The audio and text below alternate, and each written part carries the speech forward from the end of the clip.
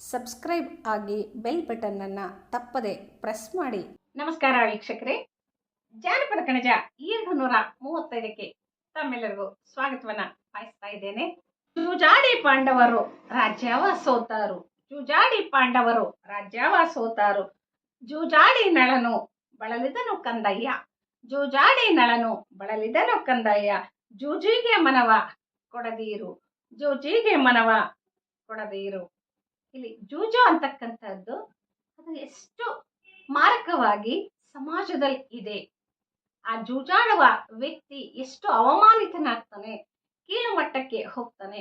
ಹೆಂಡತಿ ಹೊಲ ಮನೆಗಳನ್ನ ಮಾರಿ ಒಂದು ರೀತಿ ಫಕೀರನಾಗಿ ತಿರುಗ್ತಕ್ಕಂತಹ ಪ್ರಸಂಗಗಳು ಸಹ ಸಾಕಷ್ಟು ಗ್ರಾಮೀಣರ ಬದುಕಿನಲ್ಲಿ ಇರುವಂತಹದ್ದನ್ನ ಕಣ್ಣಾರೆ ಕಂಡಂತಹ ನಮ್ಮ ಜನಪದ ಸಮಾಜ ಈ ರೀತಿಯ ಒಂದು ತ್ರಿಪದಿಗಳನ್ನ ಕಟ್ಟುವುದರ ಮೂಲಕ ತಿಳುವಳಿಕೆ ಮಾರ್ಗದರ್ಶನಗಳನ್ನ ನೀಡ್ತಾ ಹೋಗ್ತಾರೆ. ಬಾಳೆಹಣ್ಣಿನ ಜೂಜು ಕೋಳಿಯ ಕಾಳಾಗ. ಸಣ್ಣದೇ ಜೂಜು, ಅದು ತಮಾಷೆಯಾಗಿ ಎಲ್ಲ ಒಂದ್ ಕಡೆಗೆ ಹಬ್ಬದ ವಾತಾವರಣದಲ್ಲಿ ಒಂದಷ್ಟು ಮೋಜು ಕೊಡ್ಲಿಕ್ಕೆ ಇರ್ಬೇಕೇ ಹೊರತು ಅದಕ್ಕೆ ಹಣವನ್ನ ಕಟ್ಟಿ ಮಾಡ್ತಕ್ಕಂತಹ ಜೂಜುಗಳು ಆಗ್ಬಾರ್ದು. ಹಾಗಾಗಿ ಬಾಳೆಹಣ್ಣಿನ ಜೂಜು ಕೋಳಿಯ ಕಾಳಾಗ, ಬಾಳೆಹಣ್ಣಿನ ಜೂಜು ಕೋಳಿಯ ಕಾಳಾಗ, ಬ್ಯಾಡ ತಮ್ಮಯ್ಯ ತಲೆಗುಂಗು, ಬೇಡ ತಮ್ಮಯ್ಯ ತಲೆಗುಂಗು ನಿಜಗಲ್ಲು, ಬಾಳೋರ ಮಕ್ಕಳಿಗೆ ತರವಲ್ಲ, ಬಾಳೋರ ಮಕ್ಕಳಿಗೆ ತರವಲ್ಲ. ಅವಾಗ ದೊಡ್ಡ ದೊಡ್ಡ ಜೂಜುಗಳು ಇರ್ತಾ ಇರ್ಲಿಲ್ಲ.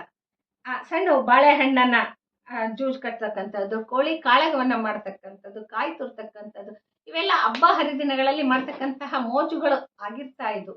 ಆದ್ರೆ ಆ ಮೋಜುಗಳು ಆ ಒಂದು ದಿನಗಳಿಗೆ ಮಾತ್ರ ಸೀಮಿತವಾಗಿ ಇರ್ಬೇಕೇ ಹೊರತು ಅದು ಮುಂದೆ ಬೆಳೀತಾ ಹೋಗ್ಬಾರ್ದು, ಅದು ಹಣದ ಒಂದು ವ್ಯಯ ಆಗ್ಬಾರ್ದು. ಅದು ಜೂಜು ಅಂದ್ರೆ ಅದೆಲ್ಲ ಒಂದ್ ಕಡೆ ಮನೋರಂಜನೆಯನ್ನ ತಾತ್ಕಾಲಿಕವಾಗಿ ಶ್ರಮಿಕ ವರ್ಗಕ್ಕೆ ಸಿಗ್ತಕ್ಕಂತಹ ಒಂದು ಪರ್ಯಾಯವಾಗಿರ್ತಕ್ಕಂತಹ ಒಂದು ಮಾನಸಿಕ ಸ್ಥಿತಿ, ಮನೋರಂಜನೆಯ ಒಂದು ಭಾಗ ಅಂತ ಹೇಳಿ ಅದನ್ನ ಇಟ್ಕೊಳ್ಬೇಕೇ ಹೊರತು ಅದನ್ನ ಜೂಜಾಗಿ ನಾವು ಅದನ್ನ ಬಳಕೆ ಮಾಡಬಾರ್ದು.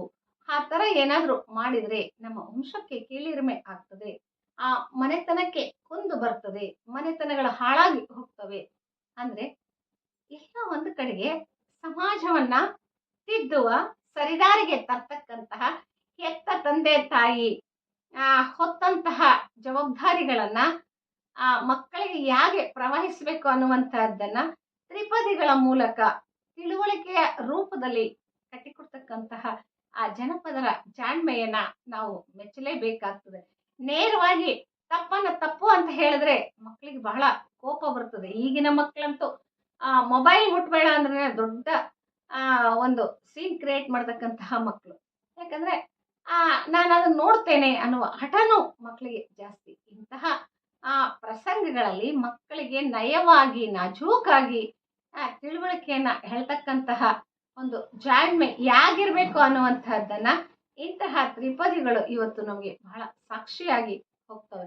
ಹಿಂದೆ ಈ ಜೂಜಿನ ಒಂದು ಪ್ರಕೃತಿ ಯಾವ ಮಟ್ಟಕ್ಕೆ ಬಂತು ಅಂದ್ರೆ ಇಡೀ ಮಹಾಭಾರತದ ಒಂದು ಕಥನ ಹುಟ್ಟಿರೋದೇ ಈ ಜೂಜಿನಿಂದ. ಆ ಜೂಜು ಅಂತಕ್ಕಂಥದ್ದು ಪಾಂಡವರ ಕೌರವರ ಮಧ್ಯದಲ್ಲಿ ಒಂದು ದೊಡ್ಡ ಸಂಘರ್ಷವನ್ನ ಏರ್ಪಡಿಸ್ತು.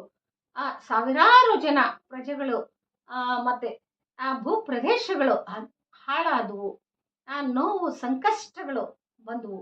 ಯಾರೋ ಇಬ್ಬರು ಜೂಜಿನಲ್ಲಿ ಒಂದು ಮಾತುಕತೆಗಳನ್ನ ಮಾಡಿಕೊಂಡು ಆ ಒಂದು ಸೇಡನ್ನ ಕಿಚ್ಚನ್ನ ಇಟ್ಕೊಂಡು ಅದು ಇಡೀ ದೇಶವನ್ನೇ ಇಡೀ ಸಾಮ್ರಾಜ್ಯವನ್ನೇ ಹಾಳು ಮಾಡಿತು.